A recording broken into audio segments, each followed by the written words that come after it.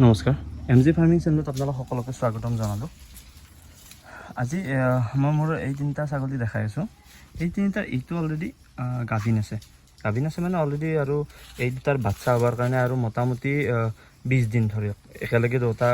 গাভিন হৈছিলে। দুটা চিৰহী মেলতাৰ লগোৱা গৈছে আৰু পিয়ৰ চিৰহীতাৰ লগোৱা গৈছে। মোৰ এইটো হ'ল চবতকৈ ডাঙৰ আৰু এইটোৰ পোৱালি সেইটো হয়। দুটা সেম সময়তে প্ৰেগনেণ্ট কৰিছিলোঁ মই মোটামুটি এই আৰু 20 ডেজৰ ভিতৰত পোৱালি এই দুটাৰ হৈ যাব আৰু সেইটো বৰ্তমান খালী আছে। আৰু মোৰ বাকীকেইটা ফিমেল বেলেগ জেগাত আছে মোৰ। আৰু এই তিনিটা চবতকৈ ওল্ড কাৰণে ইয়াতে বেলেগ জেগাত মানে ইয়াতে মোৰ ঘৰটো হয়, মোৰ য'ত এই তিনিটা বৰ্তমান আছে। আৰু মোৰ এইটো চাইডে এটা প্লট আছে যোনটোত বাকীখিনি আছে, দেশী আৰু বাকীখিনি আছে। আৰু এই তিনিটাৰ ভিতৰত এই দুটা গাভিন কাৰণে বৰ্তমান ইয়াতে ৰাখিছোঁ। আৰু তাই বৰ দুষ্ট, তাই শীত আহি আছে, সেইকাৰণে শীত আহিব আৰু ধৰক দুদিনৰ ভিতৰতে, সেইকাৰণে তাইক ইয়াতে ৰাখিছোঁ। মেইন কথাটো হৈছে ছাগলী পালনৰ ক্ষেত্ৰত যোনটো ধৰক ভয় লগা মোৰ প্ৰব্লেম দেখা পাইছোঁ আজিলৈকে, এইটো হ'ল মেষ্টাইটিছ। আৰু এইখিনি সময়ত ধৰক এই 20 দিন বা 15 দিন থকাৰ পৰা আপুনি খুব মানে ধৰক কেয়াৰ ল'ব লাগে যাতে মেষ্টাইটিছ নহয়। আৰু মেষ্টাইটিছ হোৱাৰ পাছত আপুনি গম কেতিয়া পাইছে সেইটোৰ ওপৰত ডিপেণ্ড কৰে। কাৰণ যদি মেষ্টাইটিছ হৈ যায় ন, মই এটা আপোনালোকক চিম্পটমছ দেখাই আছোঁ, বস্তু এটা দেখাই আছোঁ। এই ছাগলীটোৰ মোৰ এটা ইমান গাখীৰ আছিল ন, এটা তাইৰ আদাৰৰ এটা বাট নষ্ট হৈ গৈছে। আপুনি দেখা পাইছে চাগে সৰু একদম, সেইটো বাট অলৰেডি নষ্ট হৈ গৈছে। বৰ্তমান এটা হৈছে আৰু এটাই দিয়ে তাই দুটা পোৱালি ধুনীয়াকৈ কেৰি কৰিলে। বহুত ভাল গাখীৰৰ ছাগলী হয় তাই। আমাৰ মিল্কিং কৰাতে মানে গাখীৰ দুৱাতে দেৰি হৈ আছিল কেইদিনমান। ধৰক একদিন লেপছো হৈ গৈছিল আমাৰ কিছুমান ফেমিলি প্ৰব্লেমৰ কাৰণে, আমি নাছিলোঁ, যাৰ কাৰণে তাইৰ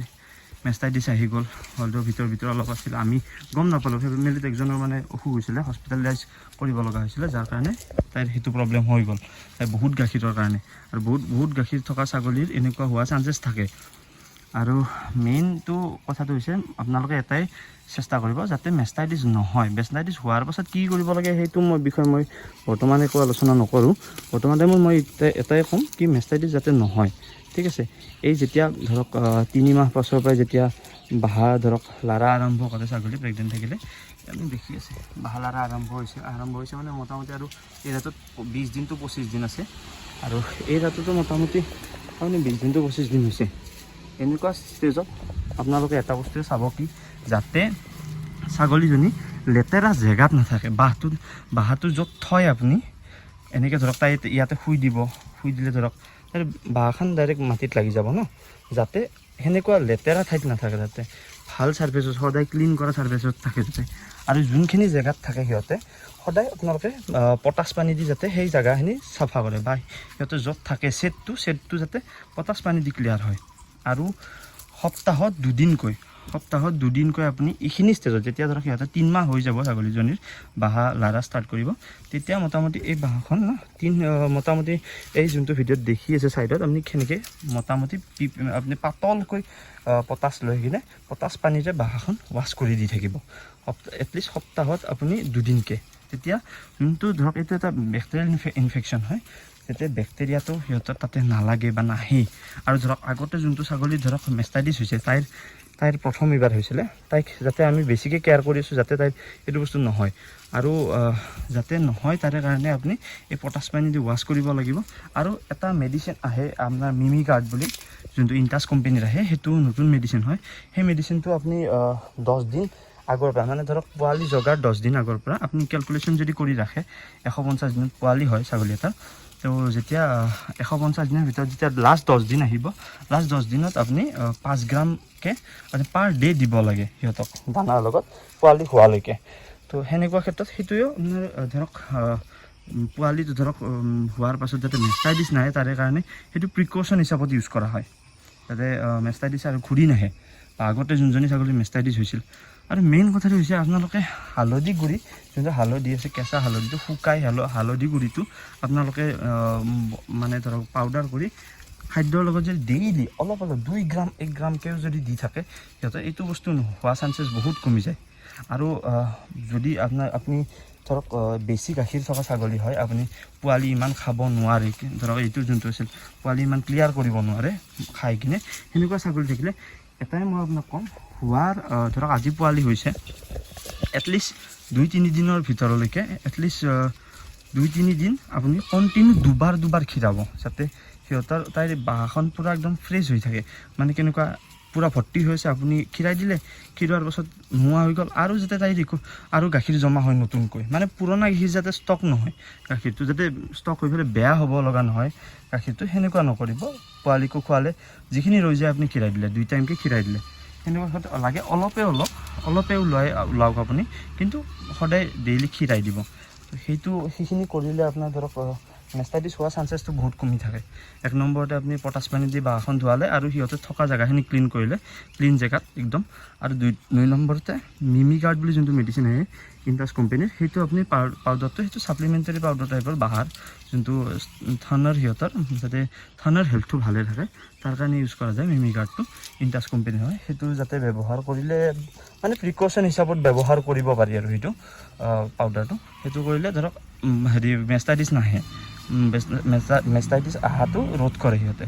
আৰু বাকী যাতে সিহঁতৰ এইখিনি যদি প্ৰব্লেমটো কমাই ৰাখিব পাৰে তেতিয়াহ'লে ধৰক মেষ্টাইটিছ চবতকৈ মানে ডাঙৰ প্ৰব্লেম হয় কাৰণ ধৰক এই যোনটো বাঁহটো নষ্ট হৈ গ'ল তাই ধৰক এটা বাঁহ নষ্ট হোৱা মানে ছাগলীৰ বহুত এটা আপোনাৰ কাৰণে লছ হয় কাৰণ ধৰক তাই যদি পিছলৈকে 3টা ছাগলী যদি কেজি কৰিব ন তাইৰ গাখীৰৰ প্ৰডাকশ্যন কম থাকিলে সেইটো এটা প্ৰব্লেম হৈ যায় বহুত ডাঙৰ আৰু ধৰক তাইক বাঁহত আমি ছাগলী লাগিব দিব নোৱাৰোঁ আমি হেণ্ড ফিডিং কৰিব লগা হয় তেনেকুৱা ক্ষেত্ৰত আপুনি বাচি ৰাখিবৰ কাৰণে মেষ্টাইটিছৰ পৰা বচাই ৰাখিব লাগিব ছাগলীক এইটো সেই মেডিচিনটো মিমিগাৰ্ড বুলি কয় এই মেডিচিনটো 200 গ্ৰামৰ আহে মই 200 গ্ৰামৰ পেকেট আনিছোঁ পাউডাৰ হয় এক প্ৰকাৰৰ মোটামুটি প্ৰাইচটো 425 এইখিনিমান পোৱা যায় 425 মই 400ত পাইছোঁ এইখিনিমানত পোৱা যায় মেডিচিনটো